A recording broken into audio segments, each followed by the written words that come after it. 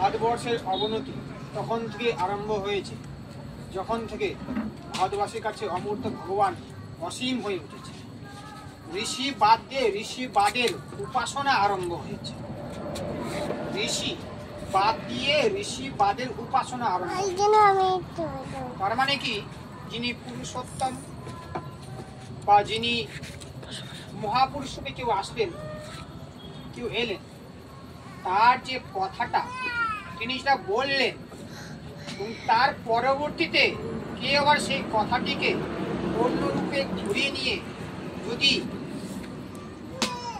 জগতের মধ্যে ছড়িয়ে দেয়, সেক্ষেত্রে কিছু একটা বিকৃত ভাব চলে আসতে পারে। তাই তো বলা কি হচ্ছে ঋষিবাদ, মানে আমরা পুরুষোত্তমের কথাটাই আমরা নিজের মতন করে বললাম। তাহলে কি হলো, তার কথাটা একটু বিকৃত হতে পারে বা হয়।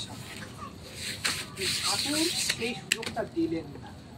তিনি কি করলেন, তিনি তার জ্যেষ্ঠ পুত্র শ্রী বরদাকে রাখলেন আচার্য, তার পরবর্তীতে শ্রী শ্রী দাদা, তার পরবর্তীতে শ্রী শ্রী আচার্য দেব, তিনি এখন রয়েছেন আচার্য দেব।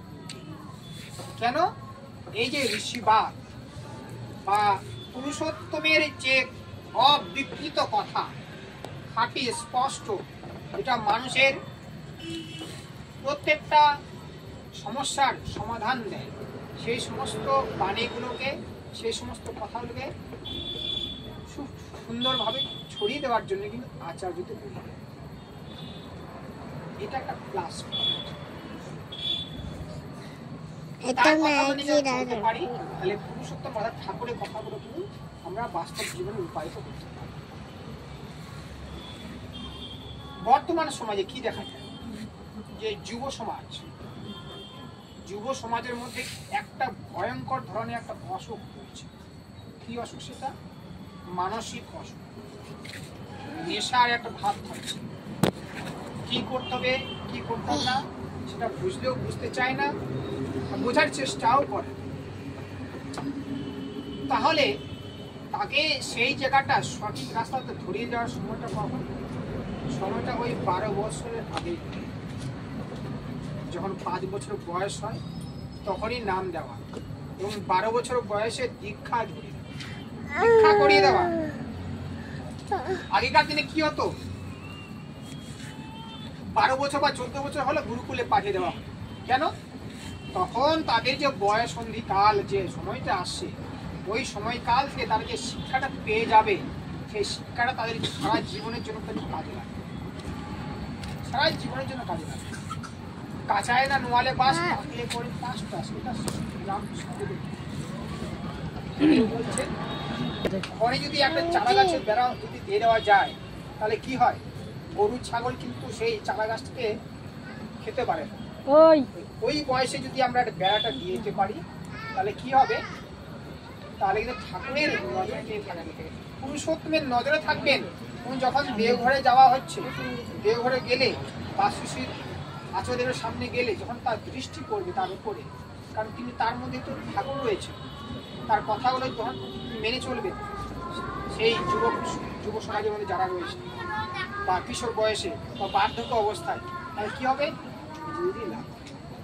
পুরুষোত্তম আসেন যখন, সব গুরুরই সার্থকতা, তাকে ধরলে আসে না কো গুরু ত্যাগের ভিন্ন কথা। ঠাকুর বলেছেন এটা। আমি যদি গুরুকে নিয়ে চলতে পারি, আমি যখন ঠাকুরকে নিয়ে পুরুষোত্তম যখন পেয়ে গেলাম, তাকে নিয়ে আমি যখন চলবো, তার মানে কি আমার গুরু ত্যাগ হলো না, আমার কাছে কি হলো,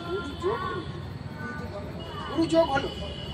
পুরুষোত্তম কি শ্রীকৃষ্ণ বলেছেন যে যুগে যুগে যখন ধর্মের গ্লানি হয় তখনই আমি আবির্ভূত হই, তখনই আমি আসি, মানুষকে বাঁচানোর জন্য তো আসেন। তার কথা আজ থেকে 10,000 বছর পরেও তার কথাটা চিরন্তন সত্য থাকবে, যুগে যুগে তিনিই আসবেন, এটা একটা বাস্তব। পুরুষোত্তম রূপে যদি কেউ এসে থাকেন, তার মানে শ্রীকৃষ্ণই এসছেন। আমি যদি এখন শ্রীকৃষ্ণকে মানি, লেটেস্ট যিনি পুরুষোত্তম, তাকে যদি আমি না মানি, তার মানে আমি শ্রীকৃষ্ণকে ভাবতে হয়। সময় অনুযায়ী পুরুষোত্তমকে ধরতে হয় এবং সঠিক সময়ে নাম দীক্ষা এগুলো করে দিতে হয়। আরেকটা বড় ব্যাপার, আর তো বড় ব্যাপার কি, যখন মায়েরা গর্ভবতী থাকেন অনেক সময় দীক্ষার কাজে বেরোনো হয়, তখন মায়েরা বলে যে না সমস্যা আছে। কি সমস্যা?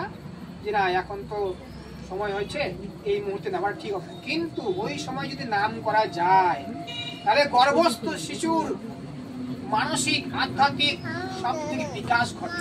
কারণ এই নামটা কিন্তু আমাদের নাভের মধ্যে তার কাছে পৌঁছে যাবে। ওই বাচ্চাদের কি পুকুর হয় নামের জন্য, সে আধ্যাত্মিক চেতনা উদ্বুদ্ধ হতে পারে। আর যদি নামটা না নিই তাহলে কি হয়, তাতে তার ওই নামটা জপ করতে সময়তে পিছিয়ে লেগে যায়, অনেক দেরিতে পারে। সাথে বুদ্ধিমানের কাজ কি, ওই সময় দিয়ে দেয়। পারলে আগে নেওয়া, ওই জন্য তো কুমারী মেয়েদের আগে নিতে হয়। আরো অল্প বয়সে নিয়ে আগে দীক্ষা, তারপরে শিক্ষা, তারপরে বিবাহ। ঠাকুর বলেছে আগে দীক্ষা হবে, তারপর শিক্ষা, তারপরে বিবাহ। সবারই মঙ্গল প্রার্থনা করি। জয়।